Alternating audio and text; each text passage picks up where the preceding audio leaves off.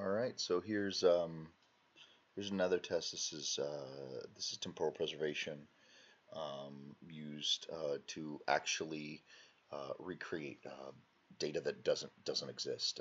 So there's no data that actually exists on the backside of this asset, and so I'm going to show you guys what it looks like um, and how he works. And so this is from the beginning.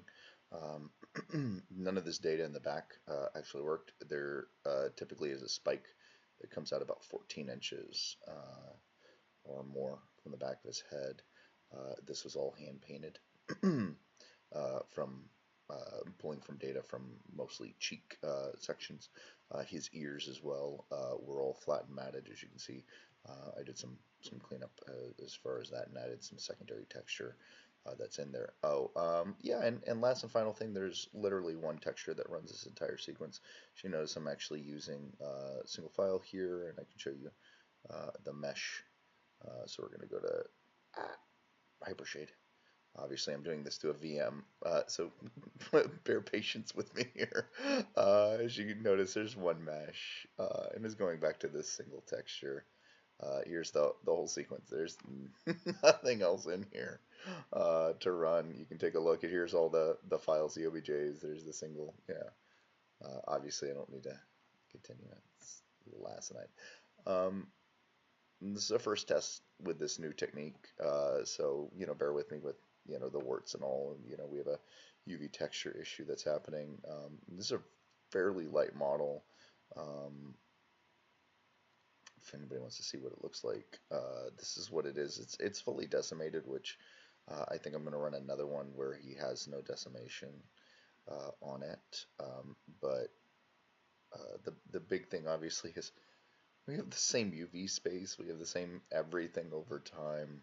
I've got to figure out why his eyebrows, bloop, I don't know what's going on there. There's just a mess on mine, and then obviously there's a certain amount of coherence that's having an issue in the eye, so I'll probably put some more detail around that. But I mean, let me look at this mouth cavity. Look at the lips. Look at that movement. I'll probably put some more in here. If you notice, we're getting some stickiness that's on that. Uh, but yeah, well, in here, that's rough. I don't even know what that is. I really think it's just collapsed on itself at some point. But I mean, obviously, the big positive of this is with the next technique that I'm doing, where I'm doing temporal cohesion, where we're able to keep the actual same mesh over time, and then all we're animating is points. Um, that means that this thing will end up being a meg instead of this 700 megs that we have here for this head animation. But once again, the biggest positive that we have is that there is just one texture that's running this. I'm about to do a higher res version to go ahead and go for movie. And I'll probably also smooth this. I think just some minor smoothing will kill most of the issues that we have.